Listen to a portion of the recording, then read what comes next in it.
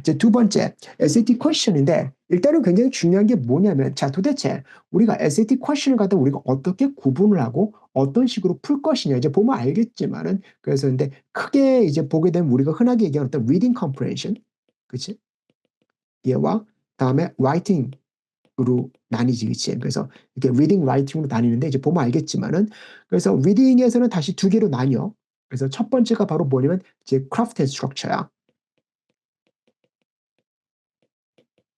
은근히 니네들 이제 SAT 성적표를 보게 되면 craft and structure 다음에 뭐 이제 두 번째 information idea 그치? 또는 standard English conventions 다음에 이제 expressions of idea 이렇게 네 가지 카테고리에서 니네 점수가 100에서 뭐 90 뭐 이런 식으로 나온단 말이야. 그래서 이제 인디비주얼하게 몇 번이 틀렸는지 안 보여주면 거기서 어느 정도 어떤 부분을 갖다 니네들이 임프루브를 해야 되는지 보여주는 그런 그래프들이 실제로 SAT 성적표 보면 나오게 되는 거거든. 그래서 그런 걸로 돼 있는데 은근히 실제로 이제 첫 번째 크래프트 앤 스트럭처 부분에서 조금 이제 많이 틀리는 또는 좀 약한 애들이 꽤 있어.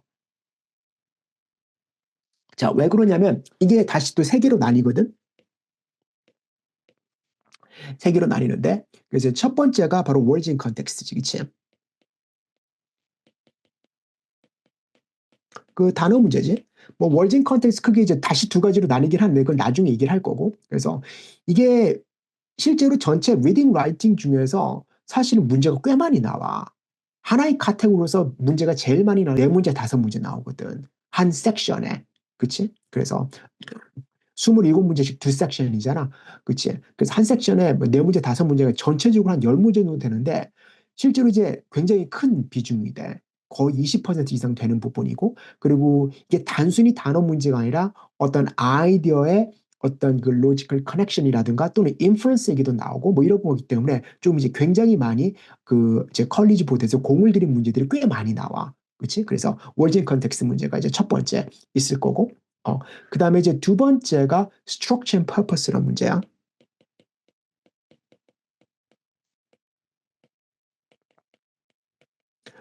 우리가 나중에 나오게 된 메인 아이디어 문제하고 좀 많이 헷갈리고 메인 퍼포스, 메인 아이디어 한꺼번에 묶어서 하는 게 있는데 실제로 이게 완전히 다른 스타일의 문제거든. 그래서 structure and purpose는 사실은 문제가 이제 사실은 크게 세 가지 형태로 나뉘어. 그래서 첫 번째 overall structure 문제, 전체적인 스트럭처가 어떻게 되느냐 이런 문제 푸는 방법 알려줄 거고, 그 다음에 이제 두 번째가 이제 underline sentence의 structure. 그래서 문장에다가 밑줄 쫙 그어놓고 또는 이제 여기서는 이제 내가 이제 문제를 만들어서 이거 진짜 내가 다 하나하나 손으로 친 거거든. 타이프로 친 거야. 그래서 이제 이렇게 돼 있는 부분이니까 뭐 내가 하이라이트를 해놓긴 했는데 이제 그런 것들 이제 하는 거고, 그 다음에 이제 어, purpose 같은 경우에는 이제 어떤 메인 purpose가 있고 또는 특히 underline line의 purpose가 있고 그래서 이런 식의 어떤 그 목적들 즉 전체적인 어떤 argumentation이나 또는 이제 이거 같은 이제 argumentation 또는 information, informative 그리고 이제 마지막으로 narrative가 나오잖아요, 그렇지? 그래서 이제 그 descriptive가 되겠지. 각각의 어떤 문장에 각각의 어떤 글의 형태에 관한 문제다 또는 패시지의 어떤 타입에 관한 문제다라고 보게 되면 돼. 그다음에 이제 세 번째 형태가 이제 뭐가 있냐면 바로 우리가 흔하게 얘는 cross text connections. 그래서 이거는 이제 우리가 보통 dual passage 문제로 옛날에 얘기를 했는데 요즘에는 passage란 말을 안 쓰고 text란 말을 많이 쓰지, 그치? 그래서 여기서는 cross text connections.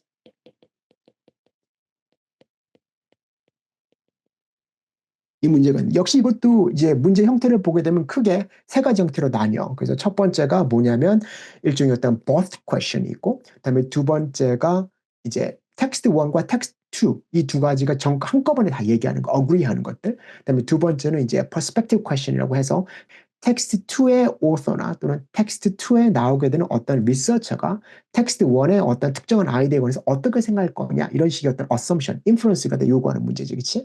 그 다음에 이제 세 번째가 전체적인 어떤 텍스트들 사이에 relation 물어보는 문제, 뭐 이런 것들이 있어요. 그래서 이거 같은 경우 세 번째 스타일 같은 경우는 거의 대부분 difference가 되는 것이기 때문에 그래서 막 텍스트 A는 블라블라블라, 커마 뭐 whereas나 while이란 말이 있으면 텍스트 2 블라블라블라 이런 식으로 해서 두 개의 어떤 관계를 물어보는 문제 이렇게 세 가지 형태 문제가 나올 수가 있다. 그래서 이제 이게 이제 craft and structure. 그래서 각각 세 가지 형태가 있고 이제 각각의 형태마다 좀 easy 한 문제, 그다음 medium level 두 문제, 그다음에 hard level 두 문제. 근데 여기서는 medium level과 hard level은 실제 이제 내가 이걸 갖다 디자인을 실제로 이제 SAT 그 컬리지 보드에 나오는 기출 문제를 갖다 베이스로 해서 이제 미디엄과 하드로 나누긴 했는데, 그런데 이제 사실 문제 자체가 그렇게 어렵진 않을 거야. 그래서 일단은 이제 맛만 보러 그렇게 해놓은 거니까.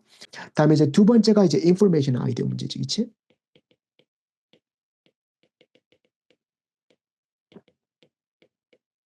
자, 그래서 요게 이제 두 번째 그 리딩 퀘스천 문제인데, 이제 요 인포메이션 아이디어 문제에서 이제 센트럴 아이디어스 디테일,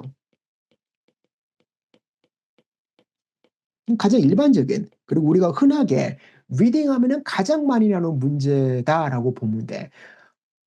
그래서 이제 요거 같은 이제 메인 아이디어가 무엇이냐. 그 다음에 뭐 예를 들어서 어떤 그 특정한 패시지에서 이제 뭐 예를 들어서 어떤 패시지가 그 프로타고니스트에 관한 얘기다라고 하게 되면 이 패시지의 프로타고니스트에 관한 말이 사실인 것은 또는 사실이 아닌 것은, 이런 식의 어떤 그 이제 포지티브나 또는 네거티브 팩트 퀘스천 같은 것들, 이런 것들이 이제 디테일 문제가 되겠지. 이게 첫 번째 스타일의 문제가 될 수가 있겠지, 그치? 자, 그 다음에 이제 두 번째 어떤 스타일의 문제가 뭐냐, 바로 에비던스 문제지. 이게 existential evidence 문제가 될 수가 있고, 다음에 어떤 특정한 스타일의 evidence를 갖다 니네들 나름대로 컴업하게 되는 문제가 있어. if 뭐 possible 뭐 이런 식으로, 그렇지? 또는 if true 뭐 이런 말이 들어가게 되는 건데, 그래서 evidence 문제는 그 사실 두 개로 나뉘어. 형태에 따라서. 그래서 이제 textual evidence 문제와 그다음에 graphical 또는 이제 quantitative라고 이해하지. 좀 재밌는 게, 특이하게도 SAT에서는 그 이제 포음이라던가 아니면 이제 그 novel excerpt가 굉장히 많이 나와. 그래서 이제 작가의 의도를 갖다가 나름대로 exemplify를 하는 그런 어떤 그 라인이라던가 expression이나 이런 것들. 그래서 실제로 에비던스 문제는 일종의 어떤 interpretation 자체가 굉장히 중요하고, 내가 아까 단어 얘기를 했는데 실제로 이제 SAT 문제에서 쓰이는 단어들, 그치? 그 어떤 텍스트에서 쓰이는 단어가 아니라 어떤 문제, question과 그다음에 answer choices에서 쓰이게 되는 단어들 있지. 그 단어들의 누안스를 갖다 완벽하게 이해하는 게 굉장히 중요하다. 왜냐하면 그 이제 텍스트 같은 경우에서는 우리가 보게 되면 그거잖아. 그냥 이제 텍스트의 어떤 의미에 따라서 다르잖아. 그치? 그래서 되게 플렉스블하게 또 우리가 상황에 따라서 컨텍스트를 가지고서 플루이드하게 인터프릿을 해야 되는데, 이게 일종의 텍스트를 갖다 넘어가서 어떤 퀘션의 렐름으로 들어오게 된다라고 하게 되면 SAT, 컬리지 보드에서 사용하게 되는 어떤 특정한 term은 언제나 컨시스턴트해.